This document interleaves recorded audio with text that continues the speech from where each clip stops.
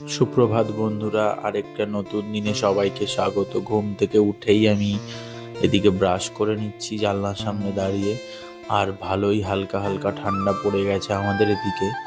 কে কোথা থেকে দেখছো আর তোমাদের ওদিকে ঠান্ডা পড়েছে কিনা অবশ্যই কমেন্ট করো। ব্রাশ করার পরে আমি একটু মুখ ধুয়ে নিচ্ছি, মানে যথারীতি যেটা আমরা করে থাকি, ফ্রেশ হয়ে নিচ্ছি। তো তারপর একটু গামছা দিয়ে মুখটা মুছে নিলাম, কারণ ভালোই ঠান্ডা পড়েছে আর ঠান্ডাও লাগছে বীভৎস। ভালোই ঠান্ডা পড়ে গেছে। তো আর এদিকে ব্লু পাতি পুকুর শুয়ে পড়েছে, ঘুমাচ্ছে। ঠান্ডার জন্য জড়সড় হয়ে ঘুমাচ্ছে। ওকে বিছানা করে দেওয়া হয়, তাও সই না, দেখেও সোয়েটার বের করে দিতে হবে, ওকে পরাতে হবে। দেন তারপর দুপুরবেলা চলে গেলাম ডাইরেক্ট। মাঝখানে আমি কিছু ভিডিও করিনি। এদিকে এই চিংড়ি মাছের রসা করেছিল আর সর্ষে ইলিশ করেছিল মা আজকে রান্না, সেটা দিয়ে ভাত খাচ্ছিলাম আমি। বেশ ভাল লাগছিল খেতে, খুব সুন্দর রান্না হয়েছিল। তারপর এদিকে আমার পাতে পড়েছিল 3 পিস না 4 পিস চিংড়ি মাছ, আর আমাকে খেতে দেখে বোনও বসে পড়েছে ওইদিকে খেতে চিংড়ি মাছ দিয়ে। তারপর খাওয়া দাওয়া পরে ঘুম থেকে উঠে দেখি ব্লু উঠোনে খেলছে বাবুর সাথে বল নিয়ে।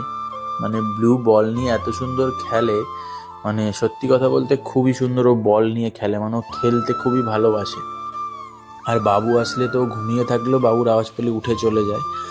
বাবুর সাথে ওর এতটাই ভালো বন্ডিং। দেখতেই পাচ্ছ বন্ধুরা তোমরা কি সুন্দর বাবুর সাথে বল নিয়ে খেলছে। বলটা মুখে নিয়ে ও পালাবে, বাবু আবার ওর থেকে বল নিয়ে নেবে, এইভাবেই খেলা চলছে। খেলতে খেলতে বাইরে চলে গেছিল, আবার বল নিয়ে কিন্তু ঠিক বাড়িতে চলে আসলো।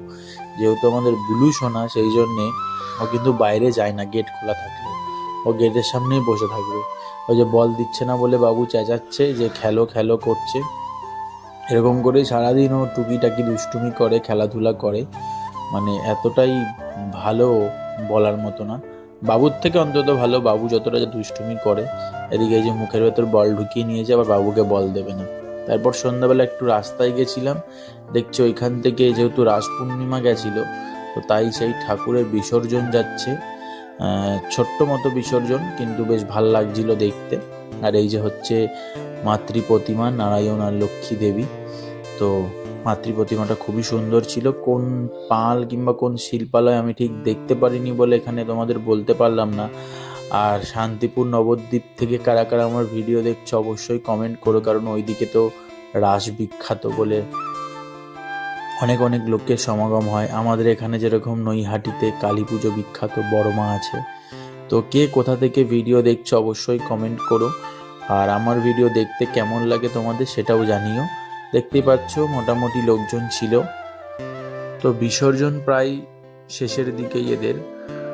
আমিও বাড়ি চলে যাই, কারণ আমারও কাজ মিটে গেছে। আমি রাস্তায় দাঁড়িয়ে দাঁড়িয়ে দেখছিলাম। আর তোমরা গিয়ে আমাদের চ্যানেলটা সাবস্ক্রাইব করে দাও, আর আমাদের ভিডিও কেমন লাগে অবশ্যই কিন্তু কমেন্টে জানাবে।